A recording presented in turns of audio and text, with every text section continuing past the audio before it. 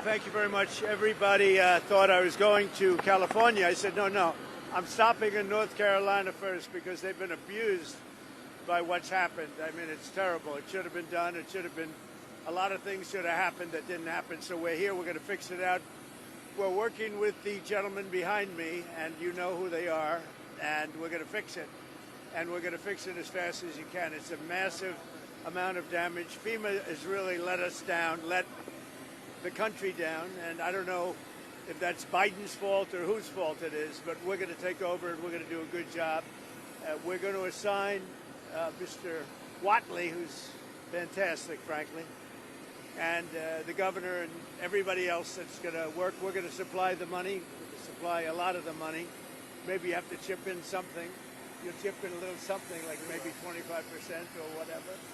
But we're going to get it done as quickly as we can. And we want to take care of the people of North Carolina. It's so interesting. Everybody's talking about California, and that's a mess. But I said, I'm not going to California until I stop in North Carolina. So here we are. We're going to go visit the site, and we're going to work with probably 3 of the congressmen, Republican congressmen, who've been fantastic, whose areas have been affected, and with Michael Watley, the governor, and whoever else is, we decide to get involved. Probably less FEMA, because FEMA just hasn't done the job. And we're looking at the whole concept of FEMA. I like, frankly, the concept when North Carolina gets hit, the governor takes care of it. When Florida gets hit, the governor takes care of it, meaning the state takes care of it. To have a group of people come in from an area that don't even know where they're going in order to solve immediately a problem is something that never worked for me. But this is probably one of the best examples of it not working. And there's been some others, like in Louisiana, etc. So we're going to be doing something on FEMA that I think most people agree. I'd like to see the states take care of disasters. Let the state take care of the tornadoes and the hurricanes and all of the other things that happen. And I think you're going to find it a lot less expensive. You'll do it for less than half, and you're going to get a lot quicker response. So that seems to be the recommendation, but we'll be making that recommendation over the next couple of weeks. We're going to go to the site now, and we're going to figure out a plan for really demolition and cleaning, because not a lot's been done, and we're very disappointed in the Biden administration, but we're going to make up for lost time. And I said I'd do that, and this is about the earliest we could possibly be here. And we're honored to be here. This has been a great state. They're great people, and they've really been mishandled. But this group is going to be great, and we're going to get it taken care of. Any questions? How will you respond to FEMA? Do you expect to ask Congress for additional aid for North Carolina and California? It will be direct. In other words, the aid will go through us. So rather than going through FEMA, it will go through us. And I think maybe this is a good place to start. Because, and in all fairness to the governor and in all fairness to everybody else, FEMA was not on the ball. And we're going to turn it all around. Yes. A lot of Americans think that this is symbolic of what your campaign was all about. America first, putting your priorities to Americans. Even going to California, where their policies might have been one of the biggest reasons why they've had these problems. But you're putting the American people first. Your thoughts on that? We are. Thank you. I like that question. Boy, I want more questions like that. That's even a statement. Thank you very much. He's a good man, that guy.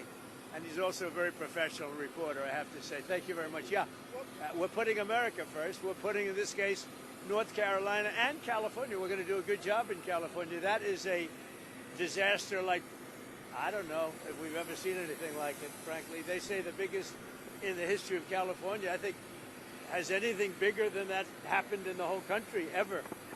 It looks like, I don't want to say what it looks like, but you know what I'm going to say. It looks like something hit it, and we won't talk about what hit it, but it is a bad, bad situation. And I guess I'm going to meet with some government officials, but I mean, much more importantly, and in California, just to revert to it for a second, millions of gallons of water are waiting to be poured down through already the half pipes that are already built. I mean, they've been up for 40 years, and about 20 years ago, they turned off the water. And it's the water that comes from the Pacific Northwest. Some of it comes out of Canada. and it flows there, and it probably has flowed there for 1,000,000 years. And they turned it off and they routed out to the Pacific. And in the meantime, you don't have water in the hydrants, you don't have water in the sprinkler systems. It's the craziest thing I've ever seen. And everyone's trying to figure out, why aren't they turning it back? They say it's the Delta smelt, it's a fish, but I find that hard to believe. But we'll figure it out. And without doing that, you're going to continue to have problems. Mr. President, what are you prepared to do, sir, if OPEC doesn't respond to your call to cut oil prices? Well, we want to see OPEC cut the price of oil, and that will automatically stop the tragedy that's taking place in Ukraine. It's a butchering tragedy for both sides, by the way. A tremendous number of Russian soldiers are dead, tremendous number of Ukrainian soldiers, and a lot of people are dead from the bombing of the cities. But right now it's just bullets whacking and hitting men, mostly men, almost in all cases men.